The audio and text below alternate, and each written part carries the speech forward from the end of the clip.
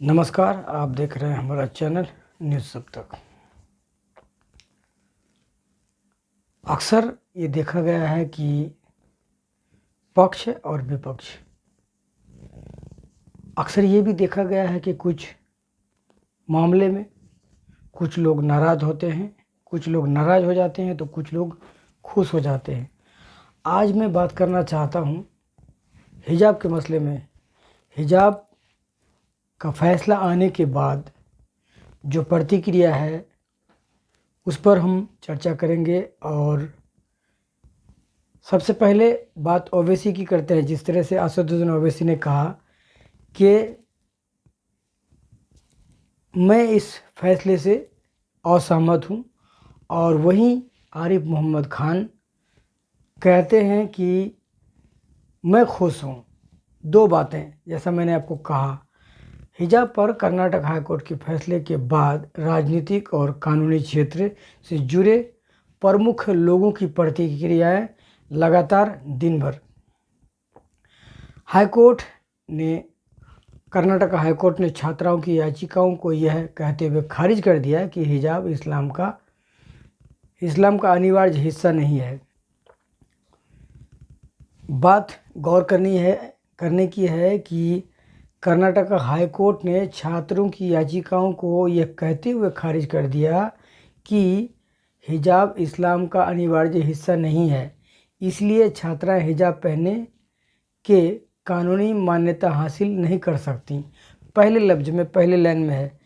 और यहीं आपको बता दूं कि इस्लाम में ही नहीं, हर धर्म में भी खास करके महिलाओं को पर्दापोशी, पर्दे में रहना बेहतर और अच्छा कहा जाता है। ये जहाँ भी है, जिस दुनिया में भी है, पूरे अगर दुनिया की बात करूँ, दुनिया के हर ऐसे कंट्री हैं इस तरह की अक्सर बातें, क्योंकि ये बातें जो है अनुशासन और डिसिप्लिन की ओर जाती है। क्योंकि महिलाओं का पर्दापोशी रहना, पहनना सबका अपना अधिकार है। किसको कैसे जीना है, कोई कैसे ज़िंदगी जीता है, कोई किस तरह से, सबका अपना अपना अलग अलग। लेकिन ख़ास करके अगर महिलाओं की बात करें तो महिलाओं के लिए हर धर्म में पर्दापोशी बहुत ज़रूरी है। हालांकि पहनना नहीं पहनना वो अपनी मर्ज़ी है, लेकिन अगर बात करें पर्दापोशी की तो ख़ास करके अगर मुस्लिम महिलाओं की बात करें, हिजाब या बुर्खा या जिस तरह से बच्चियां, क्योंकि ये मसला कभी आया नहीं था, लेकिन इस तरह के अब हालात बनते आ रहे हैं और इस तरह के मसले, इस तरह की समस्याएं दिन ब दिन शायद मुझे लगता है कि पैदा होने के चांसेस ज़्यादा हैं। क्योंकि नए नए, एक के बाद एक नए समस्याएं पैदा होती रहती हैं। और इस समस्या का जिस तरह से आपने देखा कि कर्नाटक में हिजाब का मामला किस तरह से शुरू हुआ, लेकिन उस पर आज फैसला आया है, उसी पर मैं चर्चा कर रहा हूँ।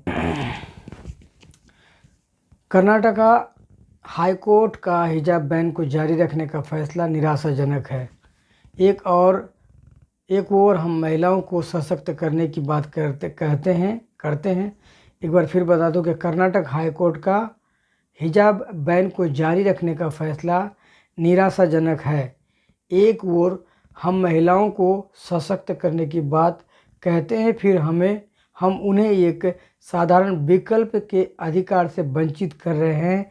ये सिर्फ धर्म का नहीं बल्कि चुनने की स्वतंत्रता का भी मामला है। कौन है? महबूबा मुफ्ती पूर्व मुख्यमंत्री जम्मू कश्मीर की पूर्व मुख्यमंत्री महबूबा मुफ्ती ने ट्वीट कर कहा है। तो वहीं असदुद्दीन ओवैसी हैदराबाद से सांसद और ऑल इंडिया मजलिस इत्तेहादुल मुस्लिमीन के नेता असदुद्दीन ओवैसी ने इस फैसले पर निराशाजनक प्रकट किया है। और उन्होंने कहा है कि एक के बाद एक ट्वीट की है, और उसमें उन्होंने कहा कि मामला धर्म का नहीं बल्कि व्यक्तिगत स्वतंत्रता का था। उन्होंने कहा कि मैं अदालत के फैसले से असहमत हूँ, और उन्होंने कहा कि मैं उम्मीद करता हूं कि याचिकाकर्ता सुप्रीम कोर्ट जाएंगे। मुझे यह भी उम्मीद है कि सिर्फ all India Muslim personal law board ही नहीं बल्कि और अन्य धार्मिक संगठन भी इस फैसले के खिलाफ अपील करेंगे, क्योंकि इसने धर्म, संस्कृति, भाषण और अभिव्यक्ति की स्वतंत्रता के मौलिक अधिकारों को निलंबित कर दिया है।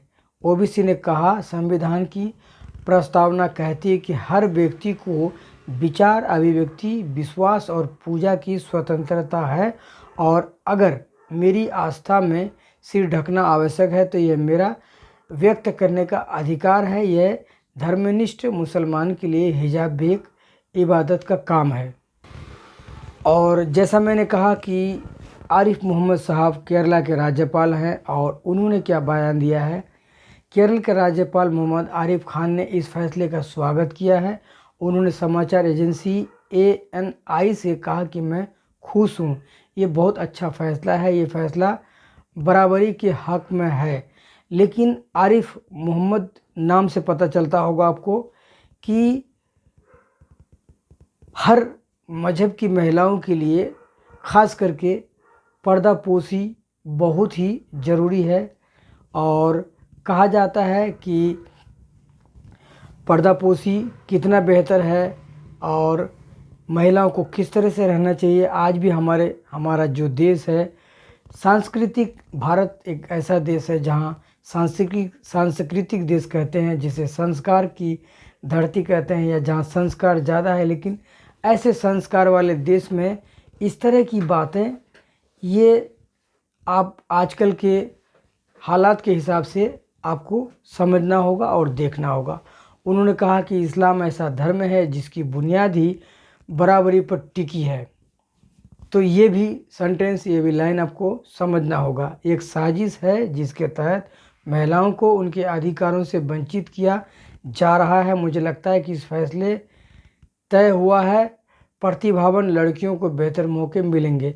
तो एक तरफ तो इनका कहना है कि महिलाओं को आज़ादी मिले, इनके अल्फाज से, इनके लिखने के तरीके से, जिस तरह से यहाँ लिखा गया है और बताया गया है, और ये इनका कहना है कि महिलाओं को आज़ादी मिले, हम बहुत अच्छी बात करते हैं। लेकिन एक तरफ लगता है कि जिस तरह से सदियों से ये परंपरा चली आई है, पर्दापोशी और संस्कार के साथ जीवन जीना, तहजीब और तमद्दुन के साथ ज़िंदगी जीना, खास करके महिलाओं के लिए यह बात भी बहुत ज़रूरी है। कि जैसे मैंने कहा कि हमारा देश एक सांस्कृतिक, धार्मिक और अच्छे विचारधाराओं को लेकर चलने वाला भारत में अब इस तरह की खबरें मामूली है। तो चलिए खबरों की ओर। आरिफ मोहम्मद खान ने कहा कि 3 तलाक के मामले में भी ऐसे ही तर्क दिए जा रहे थे, लोगों को समझने में लंबा वक्त लगा, वह इस्लाम के अनुकूल नहीं था। इसी तरह से हिजाब के मामले में भी समझना ज़रूरी है। आपको बताते चलें कि हिजाब विवाद केंद्र में रहे राज्य सरकार के मुख्यमंत्री, कर्नाटक के मुख्यमंत्री इस फैसले पर प्रतिक्रिया देते हुए कहा कि छात्रों के हित में इस निर्णय को सभी को मानना चाहिए। बहुत ही प्यार से कहा है उन्होंने, और लिखा भी इस तरह से, बिल्कुल अच्छी बात है। और बोम्मे ने कहा है कि हमारे बच्चों के भविष्य और उनकी शिक्षा का मामला है, हम आवश्यक व्यवस्था कर रहे हैं ताकि कानून व्यवस्था बनी रहे। और आपको बता दें कि जाने माने वकील हिजाब पर बैन लगाए जाने को कानूनी चुनौती देने वाले संजय हेगड़े ने कहा कि कर्नाटक हाईकोर्ट के फैसले को सुप्रीम कोर्ट में चुनौती दी जाएगी। उन्होंने टीवी चैनलों से बात करते हुए कहा कि कोई दलील गलत नहीं है, अदालत के सामने दलीलें रखी गई, अदालत ने फैसला सुनाया कि उसकी नज़र में कौन सी दलील सही है। इस फैसले पर बहुत सारी अपील होगी और हम सुप्रीम कोर्ट जाएंगे इस निर्णय को बदलवाने के लिए। वहीं आपको बता दें कि हिजाब विवाद मामले में कर्नाटक हाईकोर्ट के फैसले के बाद केंद्रीय मंत्री प्रहलाद जोशी ने कहा कि वह कोर्ट के फैसले का स्वागत करते हैं। देश और राज्य में हर किसी से अपील करते हैं कि सभी लोग आगे बढ़ें, और उन्होंने कहा कि छात्रों का मूलभूत काम शिक्षा है, तो सब कुछ पीछे छोड़कर पढ़ना चाहिए और एक होकर रहना चाहिए। तो इन्होंने भी बहुत अच्छा कहा है, प्रहलाद जोशी ने जो कहा है, और मैं इस बात से सहमत हूँ, क्योंकि सबसे ज़रूरी है देश के अंदर में शिक्षा से बहुत कुछ हो सकता है। और जैसा मैंने कहा कि जम्मू कश्मीर के पूर्व मुख्यमंत्री उमर अब्दुल्ला हाई कोर्ट के इस फैसले पर निराशा प्रकट की है। उन्होंने ट्वीट कर कहा कि हिजाब के बारे में आपकी राय चाहे जो भी हो, लेकिन ये मामला एक कपड़े का नहीं है, एक महिला के अधिकार का सवाल है। वो अपनी पसंद के अपना पहनावा तय कर सकती है या नहीं। अदालत ने इस बुनियादी अधिकार की रक्षा नहीं की, ये एक बहुत बड़ी विडंबना है। तो ये बात है। अब इनका कहना यही है कि आप कुछ भी पहन सकते हैं महिलाएं, ये भी बिल्कुल सही बात है इनका भी। अगर देखा जाए तो इनका भी कहना सही है कि महिलाएं कुछ भी पहन सकती हैं जो उनको अच्छा लगे, जिसमें उसको कंफर्टेबल हो, चाहे वो हिजाब में हो, चाहे वो बुरखे में हो, चाहे वो चूड़ीदार में हो, चाहे वो साड़ियों में हो या किसी चीज़ में भी हो। उनका अपना अधिकार है, उनका अपना मन है, अपना विचार है। कोई किसी को किसी से परेशानी या किसी तरह का कोई किसी को खेद पर। तो आपको बताते चलें कि आगे के चंद्रशेखर राव तेलंगाना के मुख्यमंत्री, उन्होंने कहा है कि विधानसभा में कर्नाटक हाईकोर्ट के फैसले पर प्रतिक्रिया दी है। उन्होंने कहा कि विधानसभा में सवाल उठाया कि सरकार ऐसा कैसे तय कर सकती है कि कौन क्या पहनेगा। उन्होंने पूछा कि हिजाब पर विवाद ही क्यों है, हम माहौल में इतनी उत्तेजना क्यों पैदा कर रहे हैं। तो तमाम जो लोगों की बातचीत है बिल्कुल बेहतर तरीके से बातचीत है। अगर जब आप और रेखा शर्मा महिला आयोग की अध्यक्ष हैं, राष्ट्रीय आयोग महिला आयोग की अध्यक्ष रेखा शर्मा ने कर्नाटक हाईकोर्ट के फैसले का स्वागत किया है। उन्होंने समाचार एजेंसी एएनआई से कहा कि पहली बात तो यह है कि धार्मिक मामला नहीं है। दूसरी बात यह है कि अगर कोई छात्र किसी शिक्षण संस्थान में जाते हैं तो उन्होंने इस संस्थान के नियमों का पालन करना चाहिए। तो ये है, यानी कि किसी को फैसला पसंद है, किसी को नहीं पसंद है। कोई कहते हैं कि सही है, कोई कहते हैं गलत है। लेकिन तमाम चीज़ों को अगर देखकर, तमाम चीज़ों को अगर जोड़ कर मैं बताऊं तो शिक्षा ज़रूरी है। इंसान जब तक शिक्षित नहीं होगा, हमारे जो बच्चे हैं वो जब तक शिक्षित नहीं होंगे, जब तक पढ़े लिखे नहीं होंगे, सही गलत की जानकारी नहीं होगी। तो चलिए आज के लिए इतना ही। ये मेरी छोटी सी बातचीत थी, आप लोगों से मेरी बातचीत हुई। और वीडियो आपको कैसा लगा, किस तरह से लगा, आपकी प्रतिक्रिया का, आपका कमेंट का ज़रूरत इंतज़ार रहेगा।